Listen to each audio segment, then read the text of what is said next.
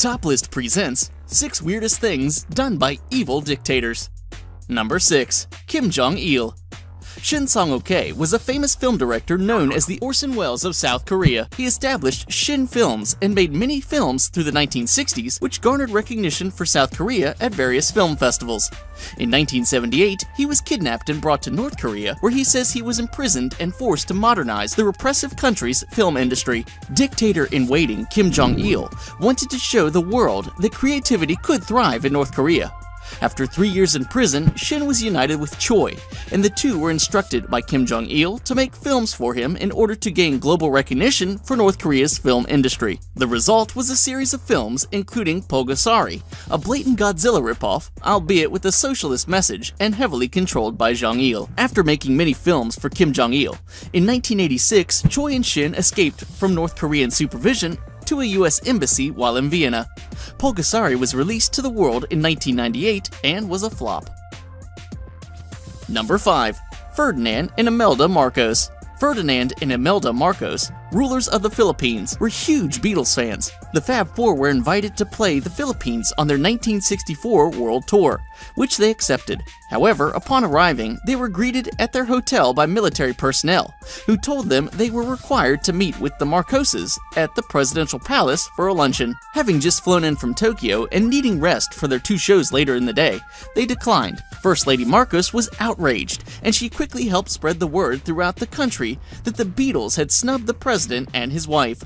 Chaos eventually ensued, and the Beatles, who were used to being mobbed by screaming young girls, were now being threatened with death by an angry mob.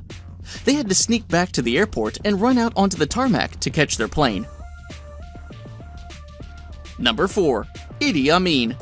President of Uganda from 1971 to 1979. Idi Amin was a ruthless dictator known for his erratic behavior. When he inaugurated himself president for life, he celebrated by being carried aloft through the streets in a sedan chair by 4 white men, which he jokingly referred to as the white man's burden.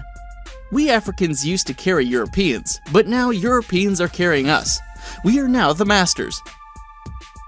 Number 3. Francois Duvalier. Haitian dictator Francois Papa Doc Duvalier was known to be extremely superstitious, as well as a practitioner of voodoo. He believed the number 22 to be particularly powerful. He seized power on October 22, 1957. In addition, he claimed to have placed a curse on President Kennedy, who indeed died on November 22, 1963. In later years, he felt the 22nd of each month was the only day safe enough for him to leave his palace.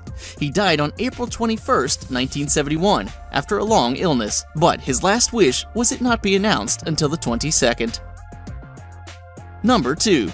Muammar Gaddafi. Former Libyan dictator Muammar Gaddafi was known to love women. He even lavished gifts upon Secretary of State Condoleezza Rice. He took his adoration to the extreme, however, by employing only female bodyguards to protect him. Nicknamed the Amazonian Guards by Western journalists, these females were all trained in weaponry and allowed to wear makeup and high heels. They were also reported to be virgins. Gaddafi said he used these women for protection because he felt an assassin would have emotional issues about shooting a female. Now before we move on to number 1, if you're not subscribed, click the subscribe button and then click the YouTube bell next to subscribe to get notifications of more amazing videos. Number 1. Saparmurat Niyazov. He's not only a brutal dictator, but a dictator who runs his country like it's his own private Disney World. That country, Turkmenistan, is a former Soviet republic sitting strategically between Iran and Afghanistan, and the man who runs it is Saparmurat Niyazov. When the Soviet Union collapsed in 1991, the leader of Turkmenistan, Saparmurat Niyazov, stepped in to fill the void. He renamed himself Turkmenbashi and created a golden statue of himself in the center of the capital, which rotated so it always faced the sun. He didn't stop there. His face and name appeared everywhere, on money, street corners, vodka bottles, and he even renamed the month of January Turkmenbashi. I'm personally against seeing my pictures and statues in the streets, but it's what the people want, he modestly said. Thanks for watching. If you like this video, give it a thumbs up and share it with your friends. And for more countdowns like this one, subscribe to Top List.